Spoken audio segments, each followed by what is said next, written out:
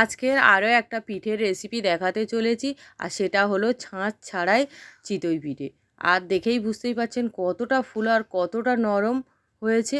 তো কিভাবে এরকম নরম জালিদার চিতই পিঠে ছাঁচ ছাড়া বানাতে হয় সেটা আপনারা খুব সহজেই কিন্তু এই ভিডিওতে দেখতে পাবেন আর বানিয়ে নিতে পারবেন। তো আজকের আমি চাল নিয়েছি, এখানে দু রকমের চাল আছে, 1 কাপ আতপ চাল আর 1 কাপ রান্নার চাল। 2 কাপ চাল নিয়ে আমি ভিজিয়ে রেখেছি, 2 থেকে 3 ঘন্টা ভিজিয়ে রাখবো। আরও আপনারা যদি ওভারনাইট ভিজিয়ে রাখতে পারেন রাখবেন। তারপরে এটা আমি মানে মিক্সিং জারের মধ্যে নিলাম আর অল্প একটু জল দিয়ে দেবো, দিয়ে এটা খুব সুন্দর করে একটা পেস্ট তৈরি করে নেব। তো দেখেই বুঝতেই পারছেন খুব সুন্দর করে একদম মিহি পেস্ট তৈরি করে নিয়েছি। তো পেস্ট তৈরি করে নেওয়া হয়ে গেছে। তো এবার এটা আমি একটা পাত্রের মধ্যে ঢেলে নেব, বড় একটা বাটি নিয়েছি ওর মধ্যে ঢেলে নেব। তো এরপরে ঢেলে নেওয়া হয়ে গেছে। এবার বাকি আরও যে চালটা রয়েছে সেটাও আবার ওই মিক্সিং জারের মধ্যে নিয়ে নেব। তো তারপরে আবারও পেস্ট তৈরি করে নেব। তো সব চাল মোটামুটি আমার পেস্ট তৈরি করে নেওয়া হয়ে গেছে, দেখেই বুঝতেই পারছেন। তবে এটা ঘন, তো আরেকটু জল দিয়ে পাতলা করব। তো সেই জন্য এখানে যে জলটাই ব্যবহার করব সেটা কিন্তু মোটামুটি উষ্ণ গরম। তো জারটা ধুয়েই আমি দিয়ে দিলাম, আর দিয়ে হাত দিয়ে খুব সুন্দর করে একটু মেখে নেব। তো খুব ভালো করে এই মেখে নিলাম। আর এরকম ঘনত্বের হবে, কারণ চিতই পিঠের ব্যাটার খুব পাতলাও হয় না আর খুব মোটাও হয় না। তো এবার কি করব, এটা সাইডে রেখে এবার ওর মধ্যে দিয়ে দেবো লবণ স্বাদ মতো, দিয়ে আমি একটা চামচের সাহায্যে খুব সুন্দর করে ফেটিয়ে নেব। আর চামচটায় দেখে বুঝতেই পাচ্ছেন চামচের গায়ে কেমনভাবে লেগে আছে, মোটাভাবে, মানে খুব একটা লেয়ার পড়ে গিয়েছে, এরকম মোটা মতো লেয়ার। তো এরকমই ঘনত্ব হবে। আর এবার দিয়ে দেবো বেকিং পাউডার, ওই ছোটো চামচের 1 চামচ। কারণ এখানে যেমন পরিমাণে আমি বানাচ্ছি তেমন পরিমাণে ওই ছোটো চামচের 1 চামচ বেকিং পাউডার হলেই ঠিকঠাক। তো বেকিং পাউডারটা দেওয়ার কারণে কিন্তু পিঠেগুলো খুব ফুলবে। আর যেহেতু মানে ভাতের চাল দেয়া আছে, রান্নার যে ভাতের রেগুলার চাল, ওটার জন্যই কিন্তু পিঠেটা খুব নরম হবে। এবার আমি গ্যাস অন করে একটা প্যান বসিয়ে দিয়েছি, আর এই প্যানেই কিন্তু বানাবো। ওর মধ্যে একটু সাদা তেল দিয়ে এই রকম ব্রাশ করে দেব। আর গ্যাসের আঁচটা রাখবো মিডিয়াম টু লোতে।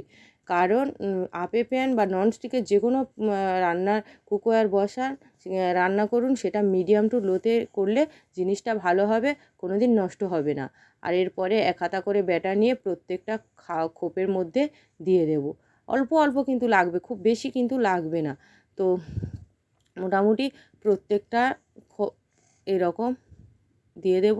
তো এরপরে ঢাকা দিয়ে দেব, দিয়ে আমি 1 থেকে 2 মিনিট অপেক্ষা করব। তো 2 মিনিট পরে আমি দেখাচ্ছি, দেখুন ফুলে প্রত্যেকটা পিঠে কিন্তু ফুলে গিয়েছে। তো এইভাবে আর একটা প্যাচুলা, ওই প্যানে ব্যবহার করার প্যাচুলার সাহায্যে এইভাবে একটু উল্টে দিলাম। তো উল্টে দেওয়ার দরকার পড়ে না আমার, যেহেতু আঁচটা আমি কিন্তু এই পর্যায়ে একদম লো করে দিয়েছি, না হলে কী হয় পিঠের উপরটা মানে কালার অন্য হয়ে যাবে, ওই জন্য। তো আমি জাস্ট উল্টে একটুখানি মানে ঘুরিয়ে দিলাম, দিয়ে আমি তুলে নেওয়ার জন্য। তো ব্যাস তুলে নিচ্ছি, মোটামুটি হয়ে গেছে। তো বাকিগুলো এগুলো তুলে নেওয়ার পরে বাকিগুলো এই একইভাবেই কিন্তু আমি বানিয়ে নিচ্ছি, দেখুন। তো বাকিগুলো আবারও একটুখানি অয়েল ব্রাশ করে দিব, তারপরে আবারও ব্যাটার নিয়ে দিয়ে দিল। তো দেখুন সবগুলো হয়ে গিয়েছে, আর কত সুন্দর আর কত নরম হয়েছে, দেখে তো বুঝতেই পারছেন কতটা নরম সফট হয়েছে। তো একটা আমি ভেঙেও দেখাচ্ছি, দেখুন কতটা ভেতরে জালি আর কতটা নরম। তো এভাবে কিন্তু কোনো রকম ছাঁচ ছাড়া বাড়িতে প্যান বা আপ্পাম মেকার থাকে যদি, তাহলে কিন্তু অল্প মানে অনেকটাই বানিয়ে নেওয়া যায় খুব কম সময়ের মধ্যে, আর খুব সহজভাবে। কোনো রকম যে ফুলবে না এরকম ব্যাপার না, একটু যদি বেকিং পাউডার দেওয়া যায় বা এমনি রান্নার চালেতেও ফুলে যায় কিন্তু। তো আমি তবু বেকিং পাউডার দিলাম, এগুলো নতুনদের জন্যই সুবিধা হবে বুঝতে বা বানাতে।